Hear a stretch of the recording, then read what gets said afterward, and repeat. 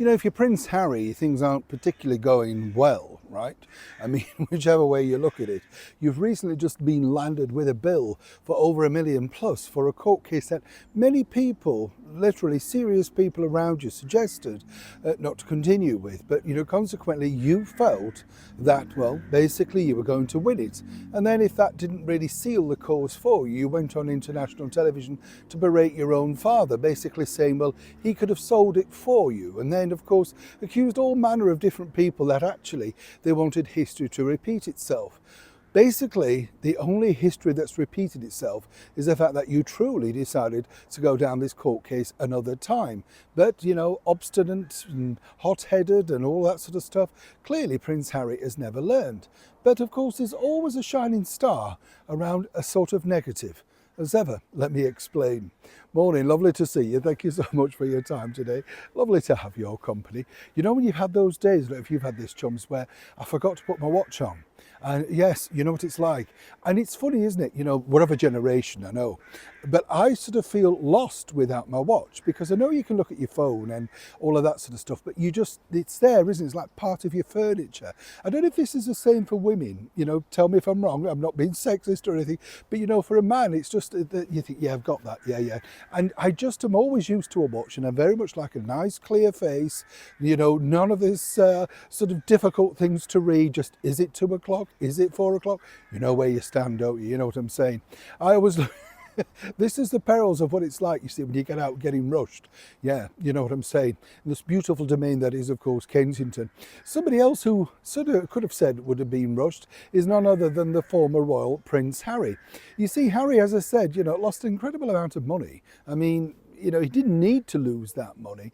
And, you know, whatever people think about wealthy people, I've learned enough to know that they don't like to lose money. It doesn't matter whose money they're investing as long as it's not their own, right?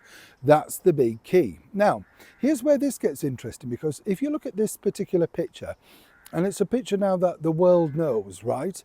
Harry, well, banging on doors at whatever hour of the day, looking for chums to make friends with. And those are the things that we're all now told to invest in. I don't know if, have you got one? I haven't got one, I've got to be honest. But they're all kind of like this new technology where you can look on your phone and you can see if somebody's there who shouldn't be and all that sort of stuff. You know, I'm a little bit untoward, because ultimately then if they know, you could say, well, I'm 2 minutes away or whatever. Anything is a good deterrent, but of course these things come at a price. So much so, of course, that Harry now has made this particular sort of technology absolutely mega interesting to the rest of the world. A lot of people didn't know it existed. Yes, I'd heard of them, seen the ads, but now, according to a very well-placed source, Harry is fielding offers from 3 of the major companies that actually make these you know, TV doors, bells, or whatever you want to call them, you know, spy doors or something like that. And they're offering eye-watering amounts of money. And the tagline is going to be, get this, and I've seen the proposal, the tagline is going to be, you never know who could call unexpectedly. Now, the thing is, if I was Prince Harry, right, I would say, grab it. You know, you've already made yourself look a bit of a numpty by being caught on this. Why not capitalize on it? Why not show the world that you have something a little bit more about you, a bit of a sense of humor? Better still, get a Meghan Markle lookalike who's closing the door and not answering.